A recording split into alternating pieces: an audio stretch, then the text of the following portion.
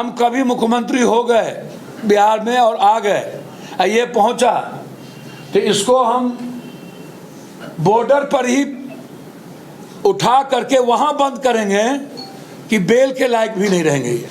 अब मोदी जी 53% फैक्ट्री आपके विजन में बंद हुई। एक एक्सप्रेसवे नहीं, 6 लेन नहीं, आईटी नहीं, IIM नहीं, इंजीनियरिंग कॉलेज नहीं, सेंट्रल कॉलेज नहीं, इंटरनेशनल सेंट्रल कॉलेज नहीं,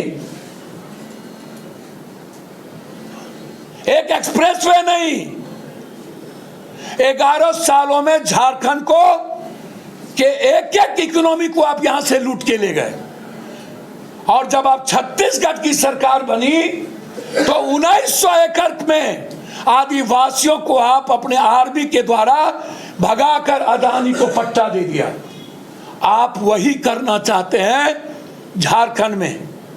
झारखंड के जल, जंगल, जमीन पर आपकी गिद्ध दृष्टि है। ये लड़ाई गुंडे बनाम इंसान की है, पीस ऑफ झारखंड की है। ये झारखंड की अस्मिता और स्वाभिमान की लड़ाई है। ये लड़ाई विकास वर्सेस नफरत के खिलाफ है, चाहे वो मैया योजना। मैं आपसे पूछना चाहता हूं,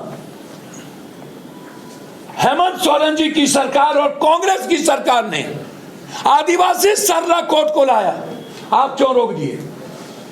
कांग्रेस और हेमंत सोरेन जी की सरकार के पैसे आप 1,36,000 क्यों रोक दिए? काहे? और 3 करोड़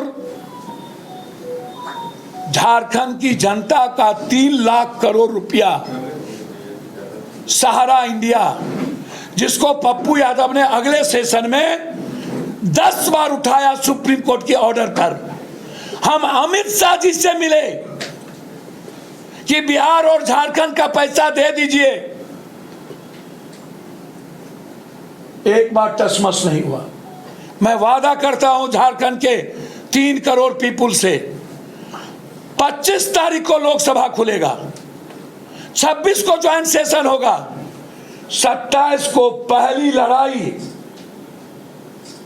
मेरी झारखंड के 3 करोड़ जनता को उसके निवेश का पैसा लौटाने का होगा। और जब तक पैसा नहीं लौटेगा तब तक पप्पू यादव चैन से सदन को नहीं रहने देगा। यह मेरा वादा है झारखंड परिवार को। ये झूठ बोलते हैं, 1 रुपया नहीं देंगे ये। और मैं अभी हेमंत भाई से मिल के आ रहा हूं, सोरेन साहब से। मैंने उनसे आग्रह किया है कि आप जितनी संपत्ति है सहारा की, उसको अधिग्रहण करिए और उसको बेच करके हम लोग लौटावे। इसके भरोसे ना रहे। वो गंभीर है, 3 करोड़ जनता का पैसा लौटेगा। हमने स्मार्ट मीटर को लेकर के हेमंत भाई को कहा, बोला पप्पू जी मेरे रहते हुए झारखंड के किसी लोगों पर बिजली का बोझ नहीं पड़ने दे। अभी हम सीधा वहां से आपके पास आए, हमारे यही इश्यूज थे मुख्यमंत्री जी से, सहारा, बिजली, ये सबसे इंपॉर्टेंट, और लोन, ऋण। तो आपके सामने हेमंत जी जैसा नेतृत्व और राहुल गांधी जी, जिन्होंने कल कहा है मेरे जीते जी 50% आरक्षण का पाबंदी नहीं हो सकता, मैं इस पाबंदी को खत्म करके दम लूंगा। इस देश के ओबीसी, ईबीसी और एसटी, एससी की एक ही आवाज तो बची, मात्र राहुल गांधी जी। और राहुल गांधी और नरेंद्र मोदी में एक फर्क कह के बात खत्म करता हूं। एक फर्क, राहुल गांधी अपनी जिंदान देकर हिंदुस्तान के संविधान, लोकतंत्र और इंसानियत को बचाना चाहते। नरेंद्र मोदी दुनिया की जान लेकर संविधान, लोकतंत्र, नफरत के आधार पर देश को बांटना चाहते हैं। ये एक फर्क है सबसे बड़ा। एक आदमी जान देने के लिए तैयार है और एक आदमी जान लेने के लिए तैयार है। अब आप तय करिए कि इस देश का सबसे बड़ा विचार किसके पास। फिर अंत में बहुत क्लियर है,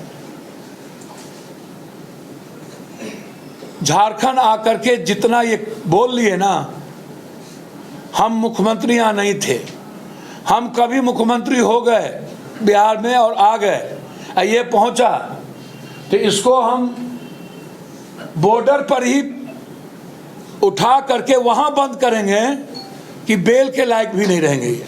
आप बेफिक्र रहिए। इसको कैसे अभी तक हम आग्रह करेंगे यहाँ के शासन और चुनाव आयोग से कि हेमंत बिस्वा का रूम, उसका अड्डा, उसके प्लेन, उसके अटैची की चेक की जाए। जब भी वो प्लेन से आता है उसकी चेकिंग नहीं होती है मुख्यमंत्री के नाम पर उसकी, और ये जो मिनिस्टर आता है चेकिंग यदि नहीं होती है तो यदि तीर धनुष से हम लोग अंग्रेज को भगाए थे तो आज तीर धनुष संविधान हमारे पास है, हम हेमंत बिस्वा को यहां से भगाएंगे और इसकी गुंडई छोड़ाएंगे। और जितना मैं घूमा हूं अभी तक, सिर्फ एक नारा है, हेमंत सोरेन। हर जाति बिरादरी की लेडीज की एक ही आवाज, हर जाति बिरादरी के मिडिल क्लास का आवाज कि बिजली 200 और बिल माफ, हेमंत 40 लाख मैया योजना, बस एक ही आवाज है। और नरेंद्र मोदी जी की तरह अपने मियाँ मिट्ठू नहीं, हम जीतेंगे। जनता कहती है कि मेरा बेटा को जितना ठोका है, जितना अपमानित किया है और हेमंत को जो मरवाने की कोशिश की है, उसका जवाब हम लोग 13 और 20 को देंगे। पुनः एक बार महागठबंधन की सरकार राहुल गांधी के विचार और हेमंत का विकास के आधार पर यहाँ की सरकार बनेगी और झारखंड की जनता देश को बचाएगी। बहुत बहुत धन्यवाद।